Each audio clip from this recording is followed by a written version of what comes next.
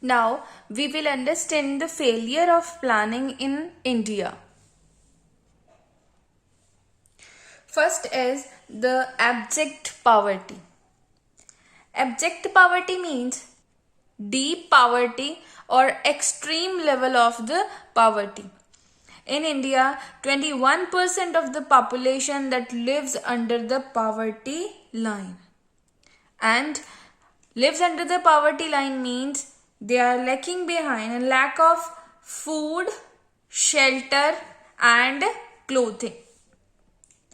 And it is also observed that nearly 50% of absolute poor who are present in the world, 50% of absolute poor are living in India.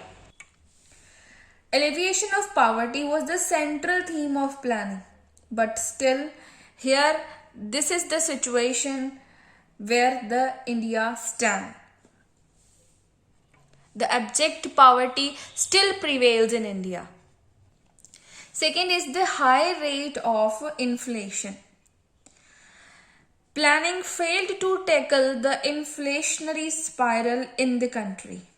Because of the high rate of inflation, during all the 5-year plans, the real income of the people that is decreasing. And that also widens the gap of have and have nots. And this economic divide between haves and have nots, that is also rising. Almost in all 5-year plans, it shows the rise in the price level. It was only the first plan that is the exception.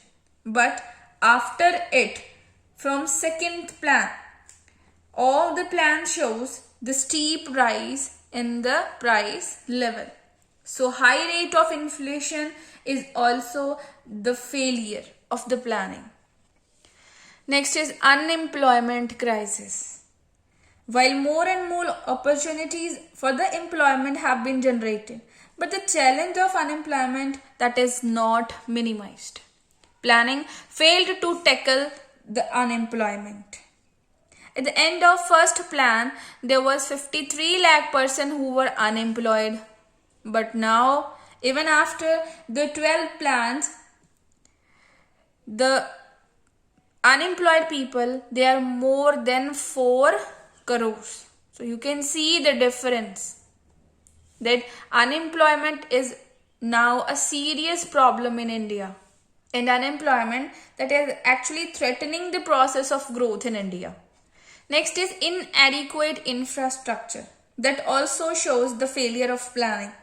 Because development of infrastructure, it includes like power, roads, dam, bridges, schools, colleges and even hospitals. And the development of infrastructure continues to be inadequate. Even 67 years of planning are, there. But in 67 years, still the development of infrastructure is inadequate. And actual growth of infrastructure that is failed to match the targets of the growth for infrastructure. And among them, the shortage of power, that is a serious hindrance for the growth and development of the country. Next is the skewed distribution.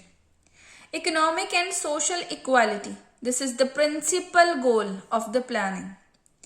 And during the planning time, that was also the principal goal.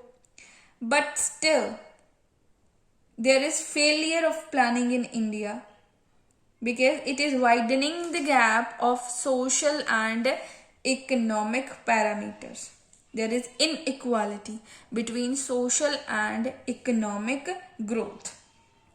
And because of that, government is compelled to offer the reservation in the jobs to the socially weaker or economical weaker sections of the society. This is showing that the skewed distribution. All persons that are living in India are not getting the benefit of the growth and development. There is the gap between the rich and poor, means unequal distribution of money and wealth is present. Expert team of UNO.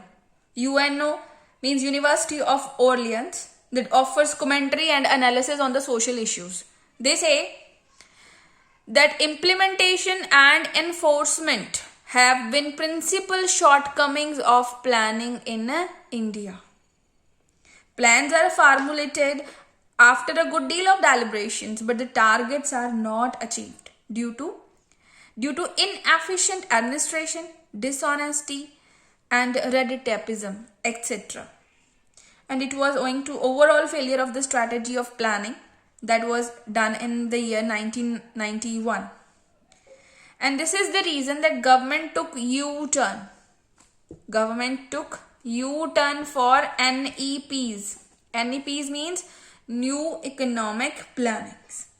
New economic plannings and new economic policies are introduced to have more growth and development in the country India. These were the shortcomings or failures of the planning in India.